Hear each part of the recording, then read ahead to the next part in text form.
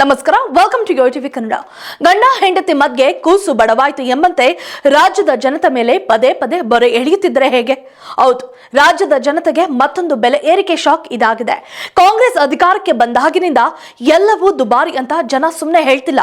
ಜನಾಭಿಪ್ರಾಯದಲ್ಲಿ ಸರ್ಕಾರ ನಡೆಯುತ್ತಿಲ್ಲ. ಇಲ್ಲಿ ಜನರೇ ಸರ್ಕಾರವನ್ನ ಅಡ್ಜಸ್ಟ್ ಮಾಡಿಕೊಂಡು ಜೀವನ ಸಾಗಿಸುವ ಸ್ಥಿತಿ ಎದುರಾಗಿದೆ. ಇತ್ತೀಚೆಗೆ ಸಾರಿಗೆ ನೌಕರರು ಪ್ರತಿಭಟನೆಗೆ ಮುಂದಾಗಿದ್ರು. ಇದನ್ನ ಒಂದು ಮೀಟಿಂಗ್ ನಿಂದ ಶಾಂತಗೊಳಿಸಿದ ಸಿಎಂ ಸಿದ್ದರಾಮಯ್ಯ ಅವರು ಹೀಗೆ ಮಾಡ್ತಾರೆ ಎಂದು ಯಾರು ಊಹಿಸಿರಲಿಲ್ಲ.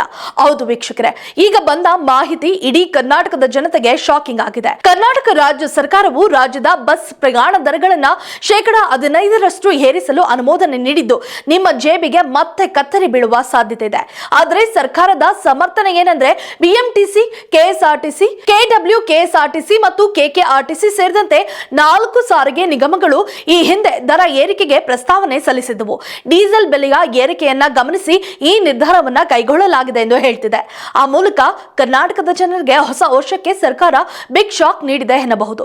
ಇತ್ತ ಸಚಿವ ಸಂಪುಟ ಟಿಕೆಟ್ ದರ ಏರಿಕೆ ಮಾಡುತ್ತಿದ್ದಂತೆ ಸಾರ್ವಜನಿಕರು ಆಕ್ರೋಶವನ್ನ ವ್ಯಕ್ತಪಡಿಸಿದ್ದಾರೆ. ಹುಬ್ಬಳ್ಳಿ ಜನರು ಆಕ್ರೋಶವನ್ನ ಹೊರಹಾಕಿದ್ದಾರೆ.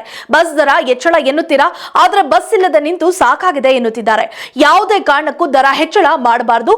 ಮಹಿಳೆಯರಿಗೆ ಉಚಿತ ಅಂದ್ರೆ ನಮಗೂ ಕೂಡ ಉಚಿತ ಮಾಡಿ, ಅವರಿಗೊಂದು ನ್ಯಾಯ ನಮಗೊಂದು ನ್ಯಾಯನ ಮಾಡುವುದಿದ್ರೆ ಎಲ್ಲರಿಗೂ ಒಂದೇ ಮಾಡಿ ಎಂದು ಹೇಳಿದ್ದಾರೆ. ಜೊತೆಗೆ ವಿರೋಧ ಪಕ್ಷದಲ್ಲಿ ಕಾಂಗ್ರೆಸ್ ವಿರುದ್ಧ ಟೀಕೆಗಳು ಕೇಳಿ ಬರ್ತಿವೆ. ಈ ಬಗ್ಗೆ ಮಾತನಾಡಿದ ಸಚಿವ ರಾಮಲಿಂಗಾರೆಡ್ಡಿ, 2020 ಬಸ್ ಟಿಕೆಟ್ ಹೆಚ್ಚಳ ಮಾಡಲಾಗಿತ್ತು. 5 ವರ್ಷದಲ್ಲಿ ಈಗ ಡೀಸೆಲ್ ದರ ಹೆಚ್ಚಳವಾಗಿದೆ. ಖರ್ಚು ವೆಚ್ಚ ಕೂಡ ಹೆಚ್ಚಿಗೆ ಆಗಿದೆ. ಸಿಬ್ಬಂದಿ ವೆಚ್ಚ ಕೂಡ 18% ಏರಿಕೆಯಾಗಿದೆ. ಕಳೆದ 5 ರಿಂದ 10 ವರ್ಷಗಳಿಂದ ಟಿಕೆಟ್ ದರ ಹೆಚ್ಚಿಸಿಲ್ಲ. ಸಂಬಳ ಮತ್ತು ಸಾರಿಗೆ ಸಂಸ್ಥೆ ಉಳಿಯಬೇಕಲ್ವಾ? ಆದಾಯ ಹೆಚ್ಚಳವಾದರೂ ಖರ್ಚು ಏರಿಕೆಯಾಗಿದೆ ಎಂದು ಹೇಳಿದ್ದಾರೆ. ಇದಕ್ಕೆ ತಿರುಗೇಟು ಕೊಟ್ಟ ವಿರೋಧ ಪಕ್ಷದ ನಾಯಕ ಆರ್ ಅಶೋಕ, ಬೆಲೆ ಏರಿಕೆಯಿಂದ ಜನತೆ ಸಂಕಷ್ಟಕ್ಕೆ ಸಿಲುಕಿದ್ದಾರೆ.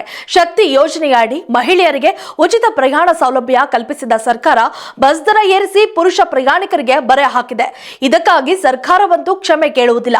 ಪ್ರತಿಪಕ್ಷವಾಗಿ ಪುರುಷ ಪ್ರಯಾಣಿಕರಿಗೆ ಗುಲಾಬಿ ಹೂ ನೀಡಿ ಕ್ಷಮೆ ಕೇಳುತ್ತಿದ್ದೇವೆ ಎಂದು ಹೇಳಿದ್ದಾರೆ. ಅಲ್ಲದೆ ಕೆಎಸ್ಆರ್ಟಿಸಿ ಬಸ್ ನಿಲ್ದಾಣದಲ್ಲಿ ಬಿಜೆಪಿ ನಾಯಕರು ಪ್ರವೇಶಿಸುತ್ತಿದ್ದ ವೇಳೆ ಪೊಲೀಸರು ತಡೆದಿದ್ರು. ಇದರಿಂದ ಆಕ್ರೋಶಗೊಂಡ ವಿಪಕ್ಷ ನಾಯಕ ಆರ್ ಅಶೋಕ, ವಶಕ್ಕೆ ಪಡೆದರೆ ಕೋರ್ಟ್ಗೆ ಹೋಗುವೆ, ನಾವು ಪ್ರತಿಭಟನೆ ಮಾಡಲು ಬಂದಿಲ್ಲ, ಪ್ರಯಾಣಿಕರಿಗೆ ಹೂ ಕೊಡಲು ಬಂದಿದ್ದೇನೆ, ಹೊಡೆಯುತ್ತೀಯಾ ಹೊಡಿ. ನಾನು ವಿರೋಧ ಪಕ್ಷದ ನಾಯಕ, ನನ್ನನ್ನು ಮುಟ್ಟಿದ್ರೆ ಹುಷಾರ್, ಜನ್ಮದಲ್ಲಿ ನೆನಪಿಟ್ಟುಕೊಳ್ಳಬೇಕು, ಹಾಗೆ ಮಾಡುವೆ ಎಂದು ಕಿಡಿಕಾರಿದ್ದಾರೆ. ಒಟ್ಟಾರೆ ಬಸ್ ಟಿಕೆಟ್ ದರ ಏರಿಕೆ ಮಾಡಿ ರಾಜ್ಯದ ಜನತೆಗೆ ಶಾಕ್ ನೀಡಿರುವ ರಾಜ್ಯ ಸರ್ಕಾರ ಇದೀಗ ಮತ್ತೊಂದು ದರ ಏರಿಕೆ ಮಾಡಲು ಚಿಂತನೆ ನಡೆಸುತ್ತಿದೆ. ಹೀಗೆ ಆದ್ರೆ ಮಧ್ಯಮ ವರ್ಗದ ಕಷ್ಟಗಳನ್ನ ಕೇಳೋರು ಯಾರು? If you like this video, ಬೇಗ ಲೈಕ್ ಮಾಡಿ, ಕಾಮೆಂಟ್ ಮಾಡಿ, ಶೇರ್ ಮಾಡಿ ಹಾಗೂ ಯೋಯೋ ಟಿವಿ ಕನ್ನಡವನ್ನು ಸಬ್ಸ್ಕ್ರೈಬ್ ಮಾಡಿ.